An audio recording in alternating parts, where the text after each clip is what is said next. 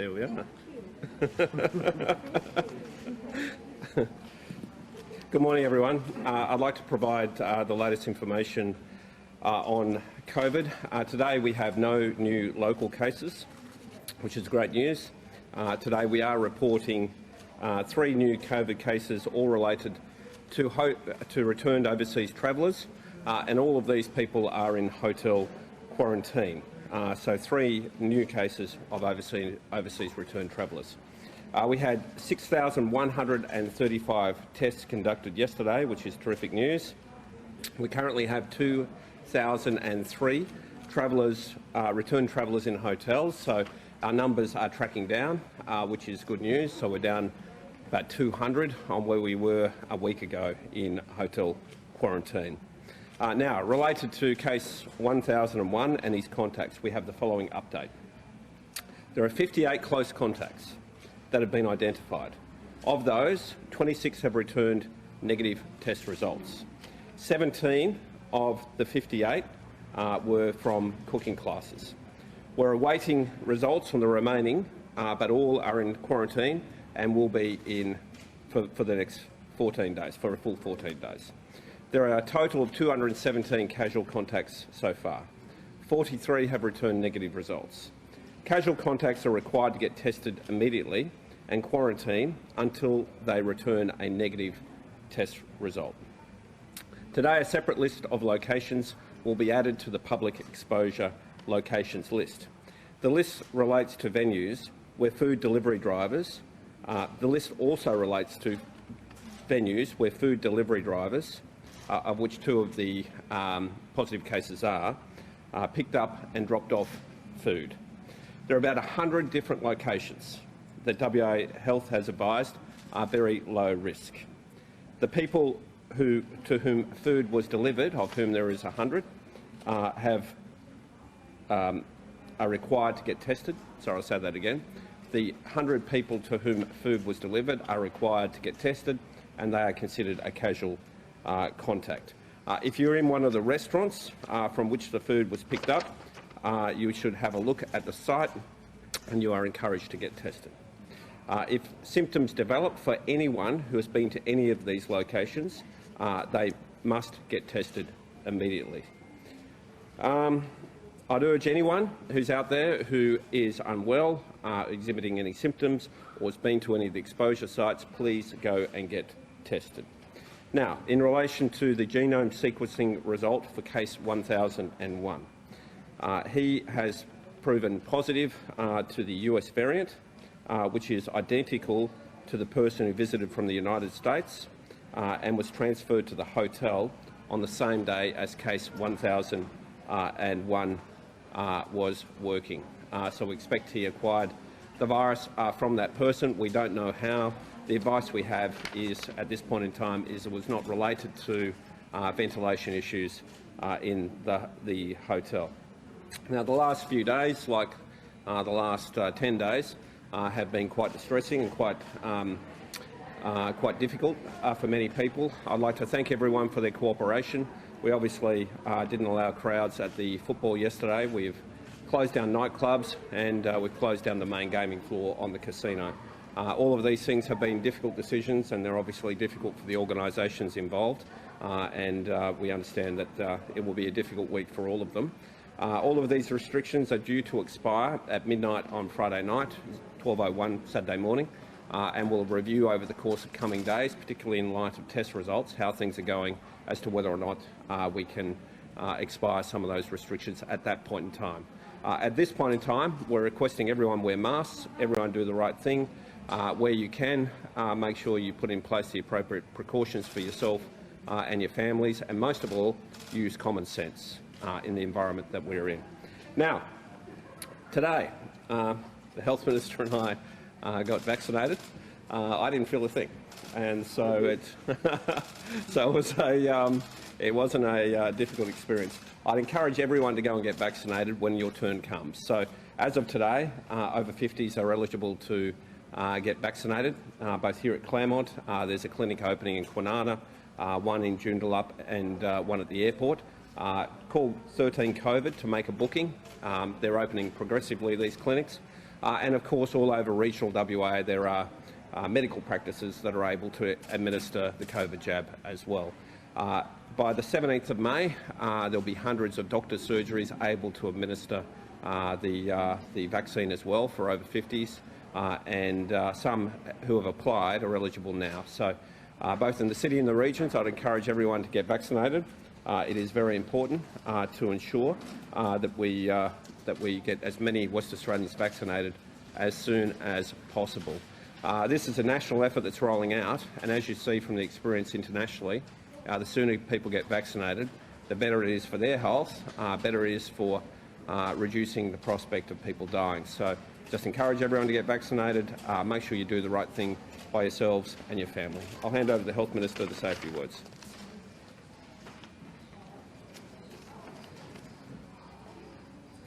Look, just briefly, roll up for WA. It's such an important message, and today is the first day for over 50s to be vaccinated in our mass vaccination centres.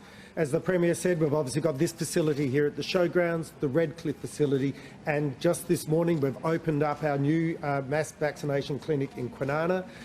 We've had our first needle in skin there, and the reports are that we're getting a good roll up at that clinic as well. This is so important. You've just seen over the last few days that this virus will continue to be part of our lives for the foreseeable future. And we're all familiar with isolating, with masks, with contact tracing, with testing has been an important part of our arsenal in the fight against COVID-19. The next part of that arsenal is vaccination. So everyone, please take the opportunity to get yourself vaccinated. As the Premier and I have done, this is such an important effort, because as we continue to vaccinate more people in the community, we increase the range of options that we have available to us to fight COVID-19. Today is an important step, because it means that everyone over 50 from today will be able to get themselves vaccinated at any of our vaccination clinics, and from the 17th of May, everyone over 50 will be able to get themselves vaccinated at our respiratory clinics and GP clinics. So everyone, please take the opportunity to do your bit. Roll up for WA, get yourself vaccinated, and let's continue to fight, as we've done so well, against COVID-19. Can I just conclude by once again thanking the WA public for their understanding and their patience, doing all the things that we have to do to make sure that we can get on top of this virus. But in particular, again, our contact tracing teams and our testing teams have done such a good job stepping up when required to make sure that we've got as much information as possible to ensure that we can get on top of any outbreak. Any questions? Do you have a working theory as to how the guy got virus? Well, I've got a working theory that it's as a result of the other traveller from the US. There's another traveller as part of that cohort that was on that floor that day from Indonesia, who also has the US variant. So it would suggest that it was a spread from that particular individual. As you know, security guards are kept away from the doors of any rooms where we know we have positive patients. Positive travellers, but in this particular case, the security guard was required to be in the proximity of the lift, and potentially via that or by fomites associated with the lift buttons and so on, maybe that's an opportunity for the transmission to have occurred. But we'll continue to monitor, to examine that situation to get better understanding. And every time we have an incident like this, and every time we have a successful quarantining arrangement, we learn from it and make sure that we continue to tighten the arrangements to make sure there's no spread of the disease. So the 2 cases on that floor then from the US and Indonesia both have the US variant? That's my understanding. So there was a traveller from the US and a traveller from Indonesia. Now both have the exact same strain of the US variant, as does the security guard. So the working theory is that it spread from the US traveller and made its way to the Indonesian traveller and the traveller from Indonesia, I should say, and the security guard. How does it follow then that it's not a ventilation issue if it's spread from one guest to another guest and to the guard? Oh, because we believe that that both the traveller from Indonesia and the traveller from the US were infectious when they entered the hotel. So there's some other movement which actually led to it. Can I just make the other observation too, is that obviously we're all getting used to mask wearing now, and that's a great feature of the West Australian public's response. But wearing your mask properly is just as important as wearing the mask in the first place. It's no good having the mask drop down below your nose. It's no use not using the mask enough or touching your face all the time while you're wearing the mask.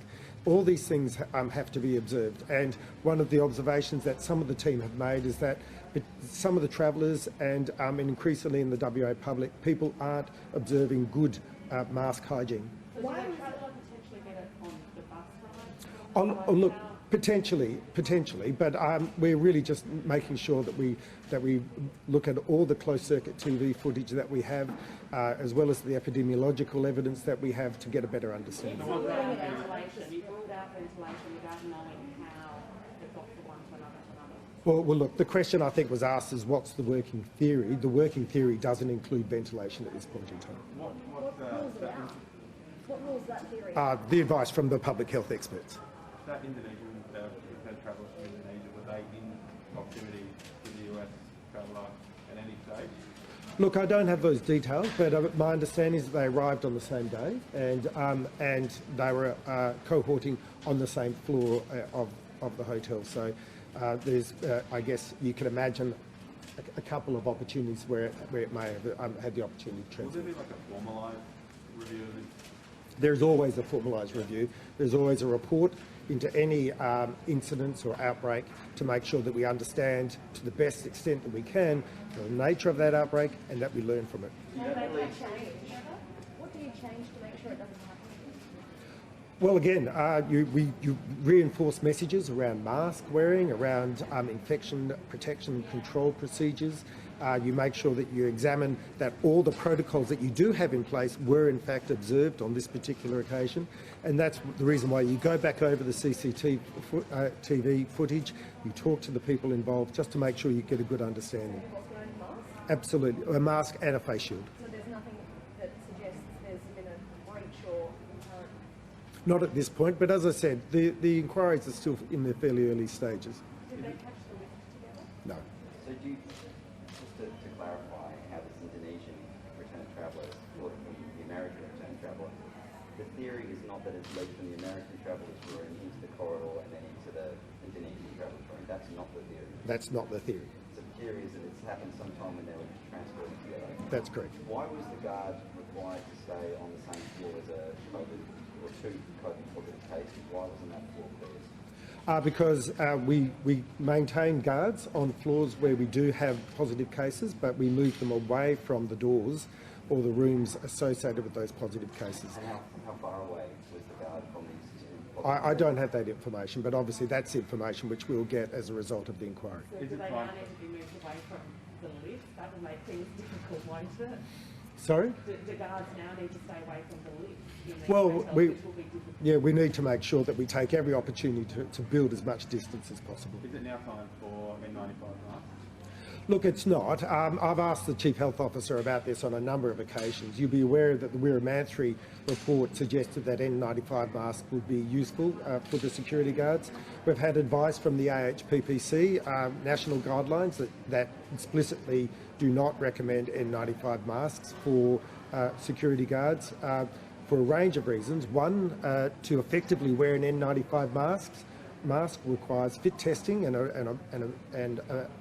an element of training.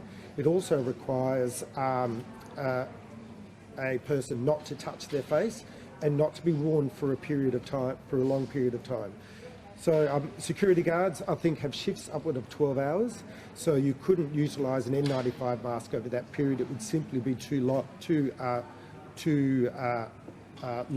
in terms of wearing an N95 mask, or even a number of N95 masks, and the infection control is actually reduced.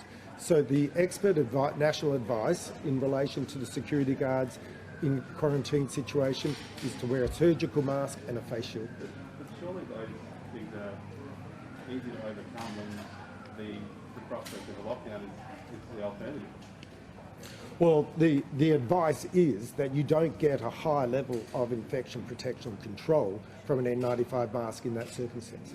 In terms of the rollout in regional WA of the vaccine, do you know if many GPs have applied for that exemption to give it early to over 50s, or are most people going to have to wait for 2 weeks? Well, look, there are a number of GPs that in the regional areas that do have that have nominated to be vaccination GPs, and of course we have some respiratory clinics, the federally funded GP-led clinics, which are dotted around the state as well.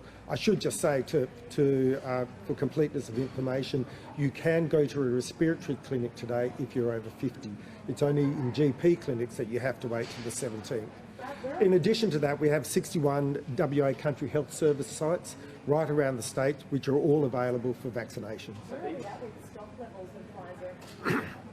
Pfizer continues to be a precious commodity for us, but we've got good stocks of the AstraZeneca vaccine in our state-run facilities, and those stocks are building in the GP networks.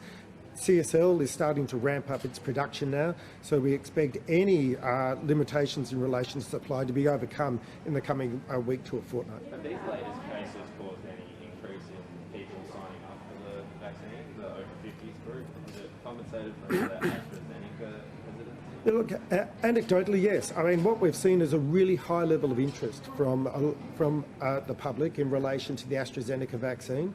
And there's a reason for that, because they would have read the articles, the evidence, and they would know that it's a very safe vaccine. We have a very, very small number of adverse events, which are part and parcel of any vaccine rollout program. So I encourage everyone to take the opportunity to get yourself vaccinated. We're not safe until we're all safe.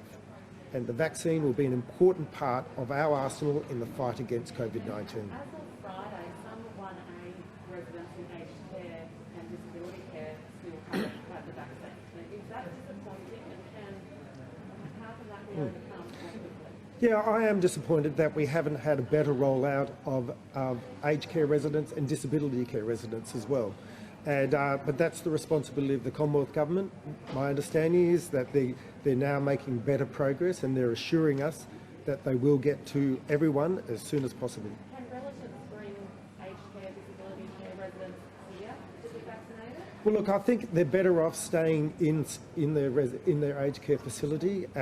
We will get to them, and of course they will be eligible for the Pfizer vaccine. The ventilation reviews found that there are both positive, neutral and negative pressure rooms at the Pan Pacific. Were these COVID positive cases staying in positive pressure rooms? No, the explicit information that we have there is that all the rooms that the positive cases were in were either negative or neutral pressure. And I know the ventilation report made a range of findings in relation to level 18. As I said, the PANPAC have run their own engineering reports and refute that. So you can see that this is a complex situation to understand and analyse, and the Chief Health Officer is putting measures in place consistent with those reports. What level were these cases on? 20. Why hasn't that level been cleared? Oh, well, I don't know if it's been cleared or not, but it's not necessary to clear that level. It's well, yes, obviously buffers would be created around those rooms, and when those passengers leave those rooms, they'll be left fallow for 3 days before cleaning is undertaken. Have buffers been created around those rooms in this case? That's my understanding, yes. So what did the ventilation report say about level 18? Which ventilation report? You said you're aware there was something about level 18 had been refuted by the PANPAC. That's right. Yeah. So the Glossop report, as you'd be aware, made a range of observations about ventilation in the PANPAC, based upon an audit of rooms on level 18. I know that the PANPAC management have undertaken their own engineering reports specifically on that floor, and they say every room is either negative or neutral pressure. So it's just illustrates often how complex these technical reports are, and how it's important to make sure you understand them fully and cite all the evidence before you step forward. Are you happy with how the hotel quarantine system is being managed so far? Look, I'm very pleased with the way it's been managed. I think our teams are doing an outstanding job in an imperfect situation. Our teams are stretched. The hotels are not fit for purpose in relation to a quarantining facility, but we're doing a good job in relation to that. Well over 45,000 people have now gone through our hotel facilities, and we've had very few incidents as a result of that. But any incident is important, and important that you understand what went wrong, you learn from it, you adapt to it to try and make sure it doesn't happen again.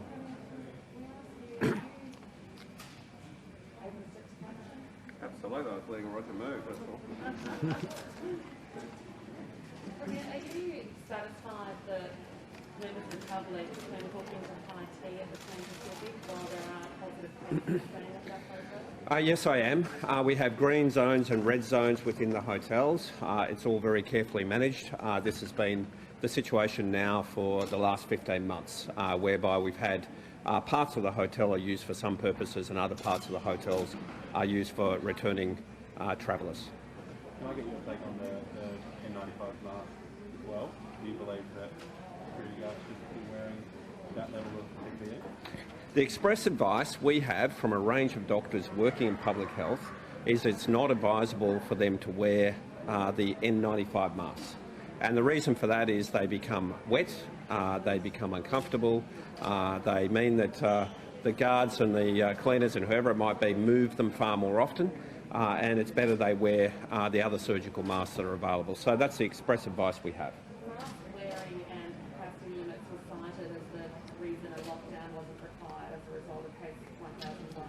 Is it now a case of the public accepting masks for longer to avoid future lockdowns? That may be the case. We'll make further decisions about the continuation of mask wearing during the course of this week.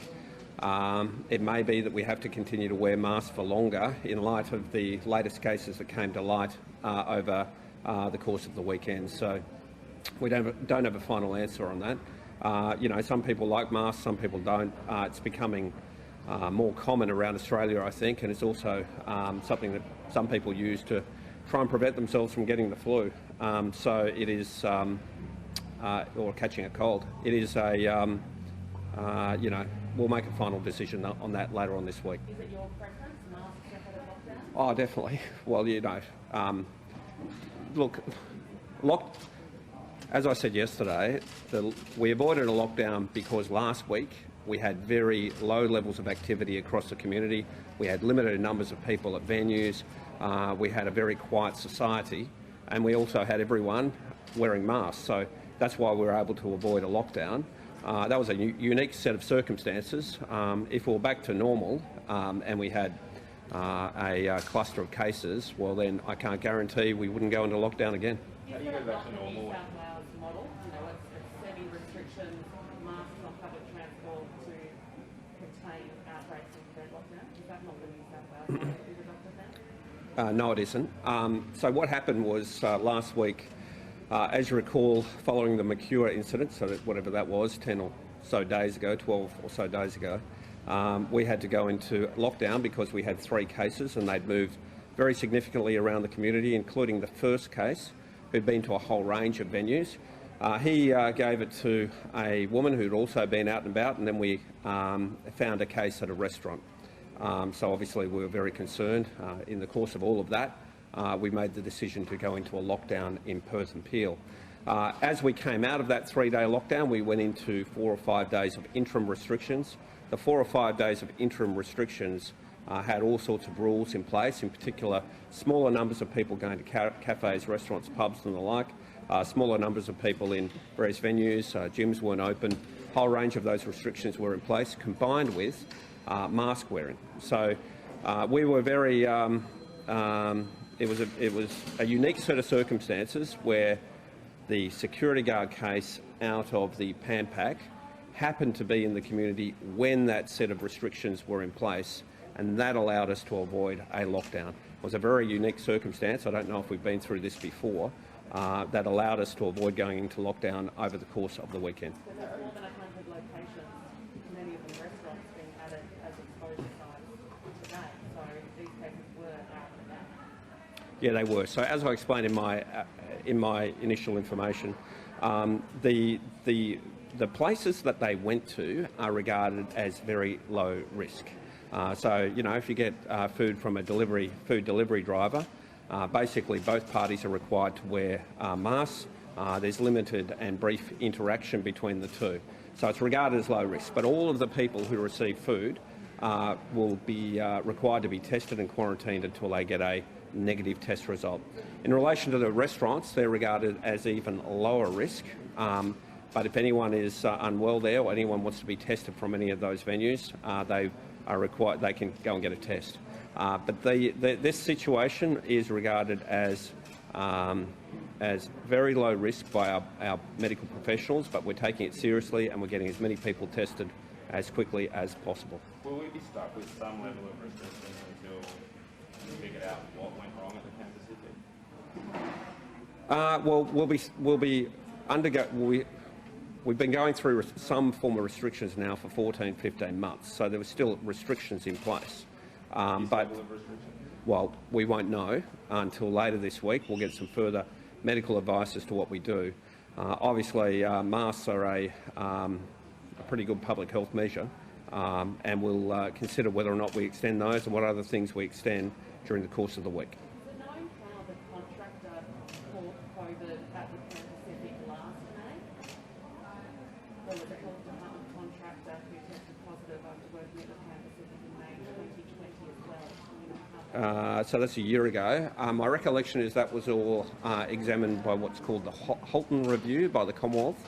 I don't have exact details in my head as to what happened a year ago with that particular person. That didn't raise red flags for that case? I don't have the case of it. A lot of water's gone under the bridge in the course of the last year. In April, May last year, we were dealing with outbreaks all over the place. We just set up the hotel quarantine system. It was in its early stages. I don't have it in my head exactly what occurred then in terms of reviews, but I'm sure there would have been some review undertaken, and we'll have a look at that to get you more information. There's no reason to suspect it's the same issue that's happened. Well, look, we just followed up just now. I'm advised that the traveller from the US and the traveller who was Indonesian were on the same plane. So may well be that they spread the virus in the aircraft environment between the two of them. So that sort of makes sense to me. How it then transmitted to the security guard, we don't know at this point in time. And as you've seen in other states, sometimes you'll never know because it appears that there's no obvious reason why it spread from one of those passengers to the security guard. Is there any merit in the AMA's suggestion with dedicated quarantine facilities for positive cases at Perth Airport in domicile accommodation? Is there any merit in that? Well, the problem with those things is you often don't know they're positive till they're 2 days or 12 days into their hotel quarantine. So you don't know they're positive before they get here. If they're positive overseas, they're not allowed to board the aircraft, so they're not allowed to come. So you can only work out they're positive, so if you get a day 2 test, perhaps on day 3, or if you get a day 12 test, perhaps on day 13. So they've already been in the hotel environment for a period of time prior to finding out whether or not they're positive.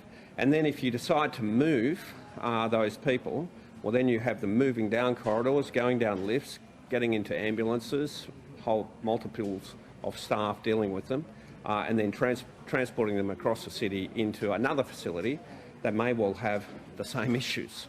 And therein is the problem.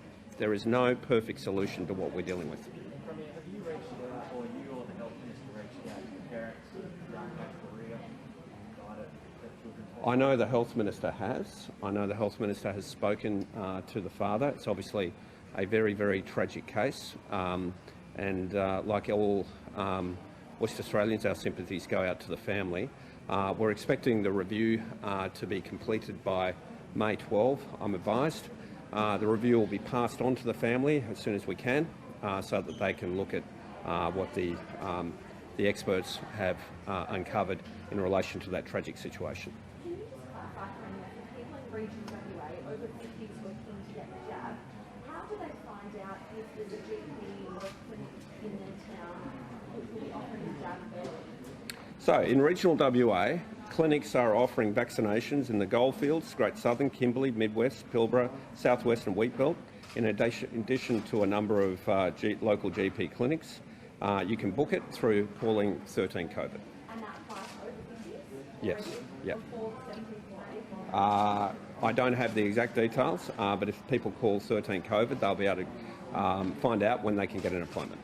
I know the virus is unpredictable, but it's becoming more and more obvious that there's only two ways that you really get in the state: from shipping or overseas, and then the hotel quarantine chain from there.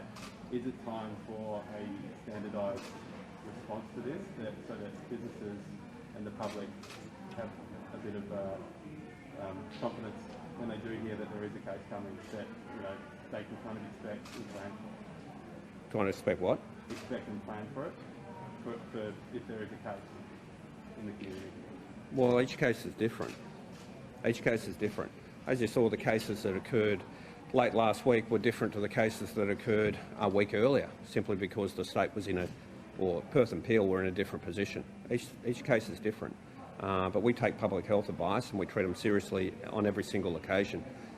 There's no formula, there's no book you open that says you do this on this day if this occurs.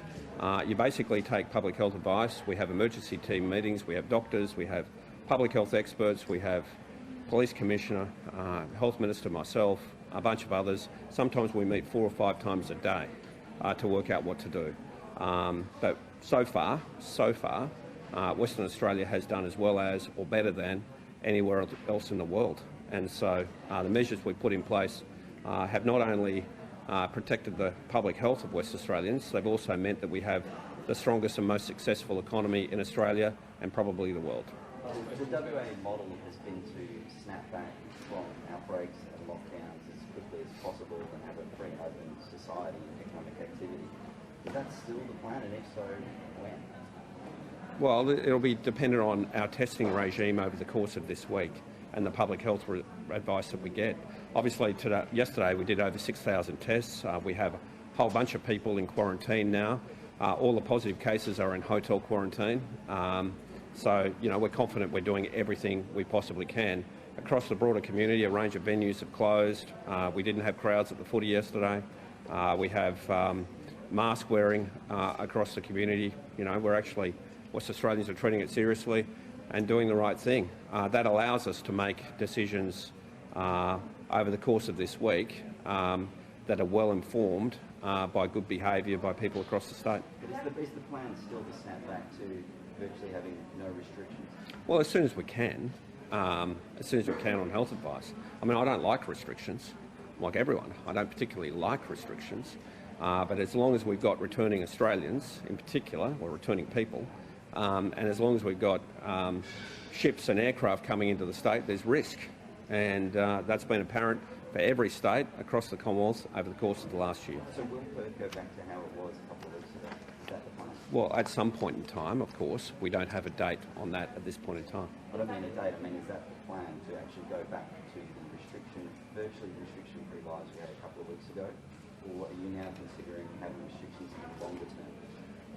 I would like to go back to where we were a few weeks ago when we can. Obviously, mask wearing allows us to get there sooner rather than later, but eventually you're going to have a situation where people aren't required to wear masks. The best thing, and Roger and I did our duty today, the best thing is to get vaccinated, and that allows us more quickly to be out of this difficult situation as a state that we're in. Vaccination doesn't prevent transmission, so will vaccination reduce the risk of lockdowns, or will we need to get used to it? I think it reduces the risk in the future. So if everyone's vaccinated, then you're able to assess whether or not the virus is as serious and as deadly as it proves to be overseas, and you can make judgment calls at that point in time as to what needs to happen if we were to get cases. Thank you.